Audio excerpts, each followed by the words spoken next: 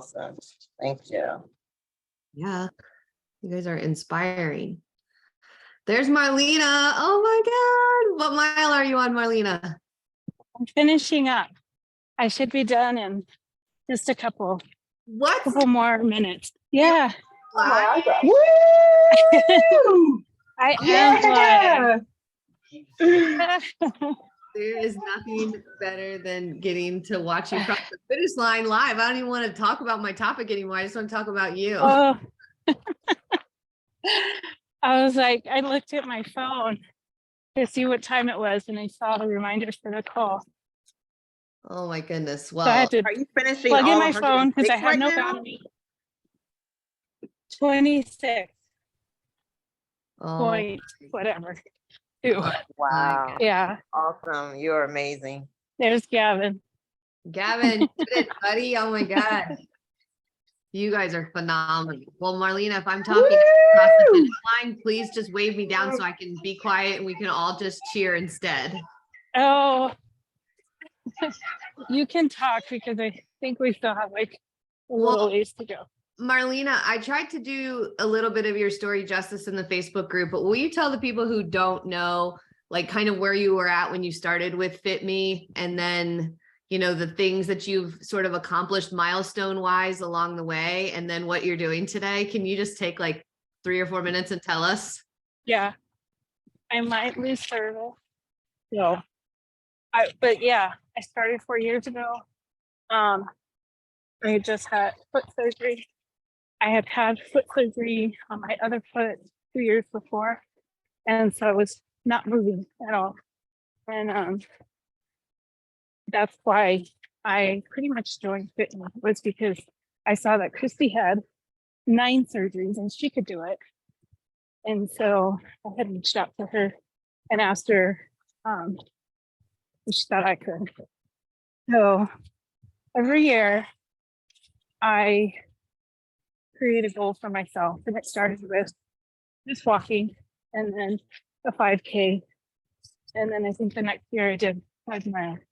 Running. That was running. I can't run anymore. So what I'm doing today is it's the Baton Memorial Death March. And so of course it's in memory of all those who died at Baton. But it's a 26.2 mile trek through the desert, and it was hard. It was really, really hard. We had a lot of stops, but that was okay. They had them there for us. So it's taken us, I think we're gonna cross at 12 hours, which is what I had guessed it would take. That's incredible. 12 hours of walking through the desert. Yeah, and we were 2 hours early because we had to be here early. So we were sitting in the dark for 2 hours before we even started. But yeah, so we were standing on our feet for 2 hours before even starting. Well, Marlena, I'm so excited we get to be with you live while you're finishing. Thank you for sharing that. I don't even think you did yourself justice when you were explaining it, but you know, I remember you not even being afraid. I mean, I remember you being afraid to like walk into a gym and even start doing things for the first time at all.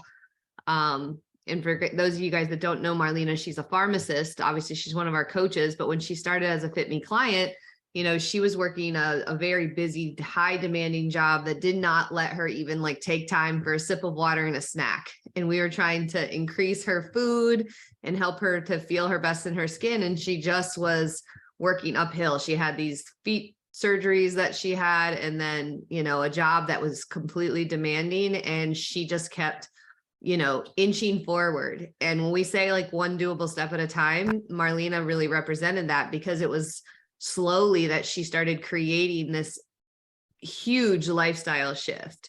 And it started with, you know, packing small snacks at work and taking breaks, and then asking for, I remember when you asked to step down as a manager so that you could have a more balanced life and be with your kids and be more active and have more time off. And then that job no longer served the life that she wanted. And she found a different job, a different pharmacist job that was better.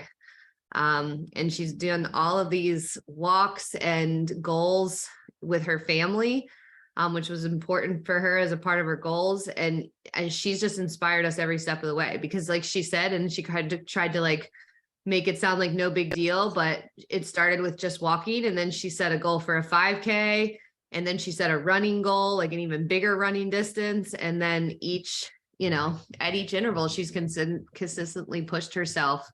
And anyways, Marlena, you're inspiration. And so this is what it looks like when you start off as a client and you start to feel better and you want to make those changes for yourself. And then you get inspired to help other people, because now she pours into her clients too.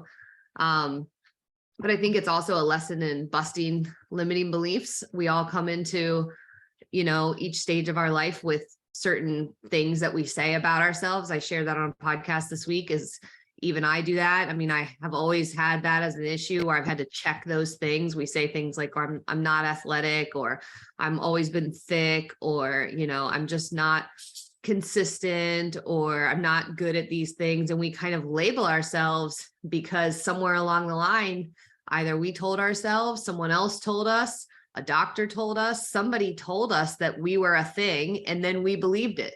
And then we just started operating and living inside of that.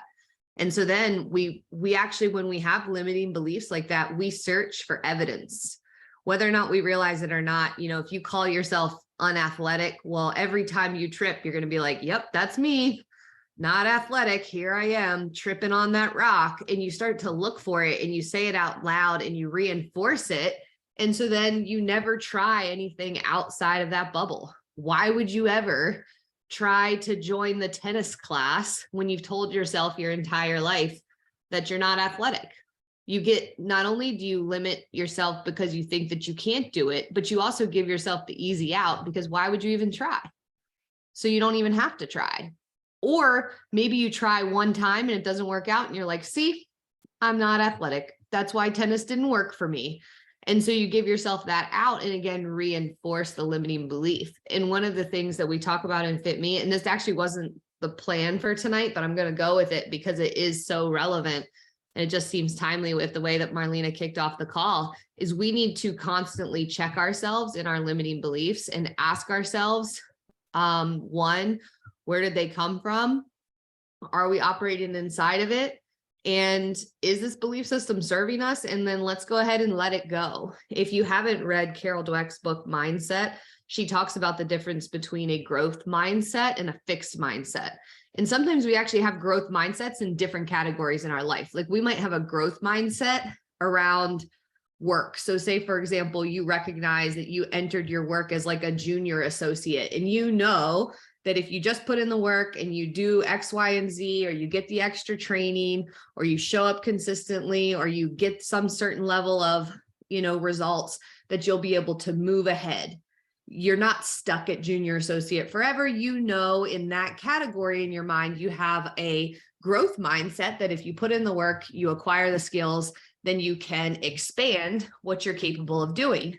We might have a growth mindset in certain categories and a fixed mindset in other categories. So a fixed mindset, again, is this label that we put on ourselves where we say, nope, this is the way I came out of the box. This is who I am, and there's nothing I can do about it. And so a fixed mindset, again, might be something where someone else put it on us. We put it on us. We've seen some sort of evidence or example. We tried something that didn't work out for the first time. And so then we just live inside of that box, looking for evidence of it to reinforce it and never taking any chances outside of it. And so I guess tonight, a really great topic is to consider where you have limiting beliefs and what they're costing you. And so many people join Fitme with the limiting belief that they actually can't follow through on something. I know that that's a hard one. It cuts right to the dagger, but there's so many people that say, I struggle with follow through. And so when we have that belief system that that's who we are, I'm a person who struggles with follow through, then again, we validate that. it's like, yep, I didn't do my workouts because I struggle with follow through. Yep, I didn't do my meal prep because I struggle with follow through. So that belief system, that limiting belief, isn't serving you.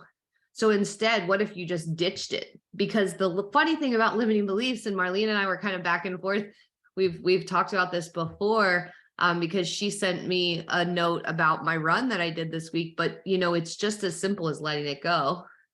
And then just deciding not to live inside that belief system anymore. It's not like all of a sudden, if you've struggled with follow through, you just snap your fingers and all of a sudden you're expert follow through. But if you can let go of that belief system, well, then you can start doing something about it. And then you're like, well, what strategies do I need so that I can be better about follow through? What support do I need? What do I need to learn?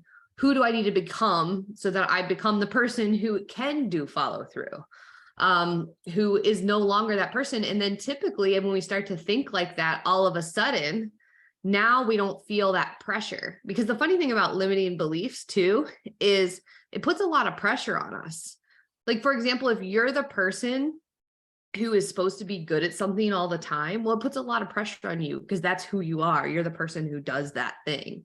And if you're the person who's not good at something, well, then again, you don't have to try. We let go of those belief systems, and all of a sudden, in any category, even things that we're already, quote, good at, we need to continue to grow. And that's, again, a growth mindset means that we have the opportunity and potential to grow in these categories. So if you find yourself labeling yourself as unathletic or struggling with follow through, or maybe that you have a bad attitude, or what, I mean, you name it, you get to pick, you have the labels. We all have them for ourselves. If we don't like it, it's not serving us, then we need to let it go and start doing something about it. And the way that you do it, something about it, is to acquire the skills to change it, to surround yourself with other people who are doing things differently, and to think to yourself, well, what does the person who isn't like this do? And how do I become that person? How do I become someone who, is good, who has, I always had limiting beliefs around my arms, believe it or not. So I played soccer growing up. And so I always would announce to everybody, I have strong legs. I have strong legs and I have weak arms. That's just who I am. No reason to try a pull-up because I have weak arms. It's just who I am. I'm a soccer player. And I would tell people that. I would announce it. And what was funny is I had just never put in the work. I had never taken the time to develop my arm strength. And as long as I said that I had weak arms, there was no reason to even try. And so once I started to try, it did take some time. I did have to learn what to do. I did have to, grow and change and struggle a little bit because I wasn't very good at the arm things. But over time that changed. And it's funny now because people never think that I have weak arms, but it reminds me of the time that I did, and knowing what I did to change it empowers me to look at other places in my life and think, well, where else, could I put in the work and change it? And so I want to ask you this question too. Where do you have limiting beliefs, and where do you want to put in the work to change it? And if it's fitness or healthy lifestyle related, awesome. But it doesn't necessarily have to be. It could be relationship oriented. It could be money oriented. It could be job oriented. It could just be like who you are as a person and things that you say about yourself. It might be body image oriented, where you're calling yourself or saying you are certain things that are just, again, limiting beliefs. And so if you haven't, had these discussions in the mindset program, I want you to think about this week and talk to your coach about it. And maybe pick one. You might have a bunch. Maybe pick one limiting belief that you can identify, and then talk to your coach about what you're going to do about it. As we watch Marlena, cross the finish line for the latest. I'm almost there. I see it. You see it? I see the finish line. I would show you. It's over there somewhere. Over there somewhere? Well, make sure you. I don't know how to flip my camera. That's okay. You just keep walking. You just wave to us when it's time. There you go. Okay. Thank you. Oh my goodness. So guys, let's take a couple minutes until Marlene across the finish line and talk about this particular topic. I want to know if this hits home for you, if you've got some limiting beliefs you already identify, or if you've maybe worked through one that you want to share and give it as an example. You can share that.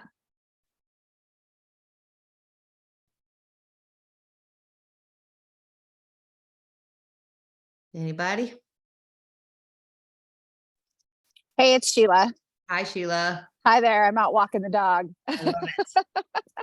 It's actually it's been a good timing for this because it's getting me motivated because I have had those limiting beliefs. Always been a thick girl, always been, overweight since I was a teenager. I'm not athletic. I definitely can't do a pull-up. I totally say that stuff a lot to myself, Mhm. and scheduling in, walks and workouts and stuff is something that I've not done before, but certainly something that I'm trying to, work into my daily routine because it is something that I've never done before. And I've just never. So I think that for me, this is a really good topic. And Marlena is incredibly inspiring. Look at her. Is I she know. Did she make it across? Marlena, you're muted. Did you just cross the finish line? She did. She just crossed it. Oh, I did. Yay! Good. Oh my gosh, we're so happy for you. Congratulations. What a huge accomplishment for you guys. Oh, yay.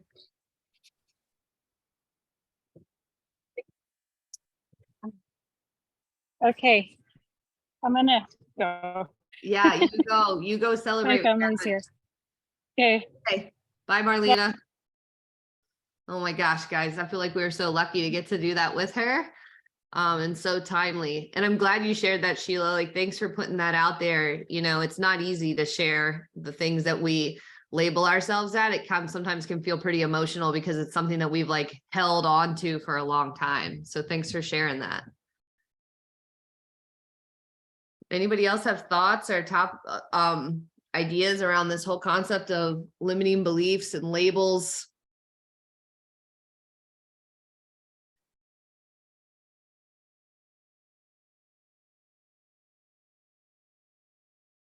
I'm going to put in the chat box the name of this audiobook. And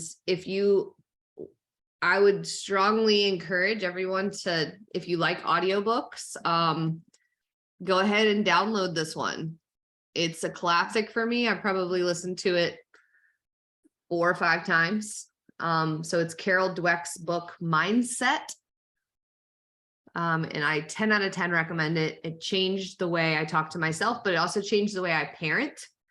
And so, I think about it a lot when it comes to my kids. I think about it a lot as a coach, because sometimes we don't even realize it, but we put labels on other people and we're the ones that are doing this to others. And if we can catch ourselves in that moment, then that's also a really cool way to grow. I try to be careful about that with my kids and not say, oh, like, you're so smart, or you're so this, or you're not this.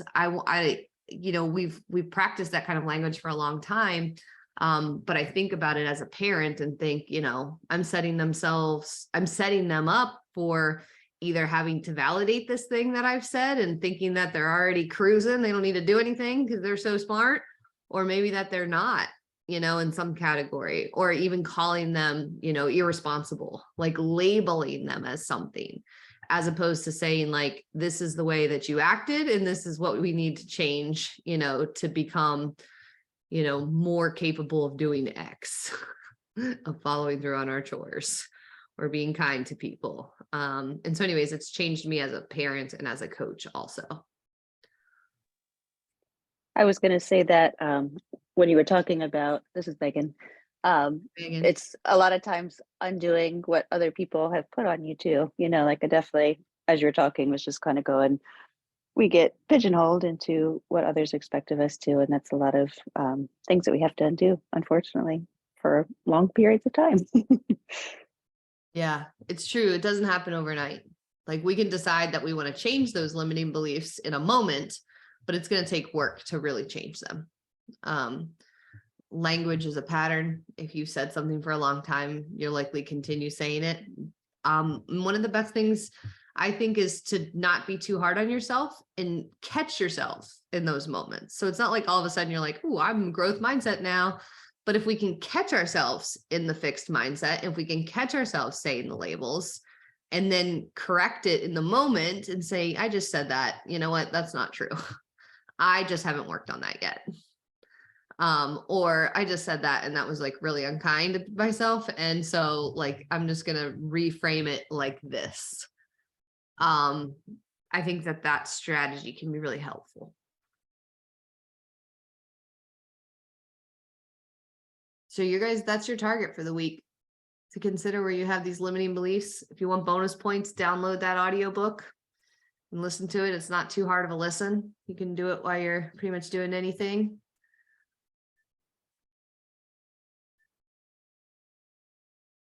Any questions before we wrap up? I think we're all just too excited for Marlena to even talk. That was the coolest ever. I did not know that she was going to be able to call in right now on the call. And I did not know that we were going to have this as our topic. I changed it because of Marlena. It was actually about movement. So if you want, I'll just go into detail a little bit tomorrow in the muscles and movement challenge about some of the things I was going to share tonight, but I thought this was more important. All right, guys. Well, if there's nothing else, y'all have a phenomenal week. We will talk again next week. If you need anything, just reach out. We're here to support, and have a great week, guys. Bye.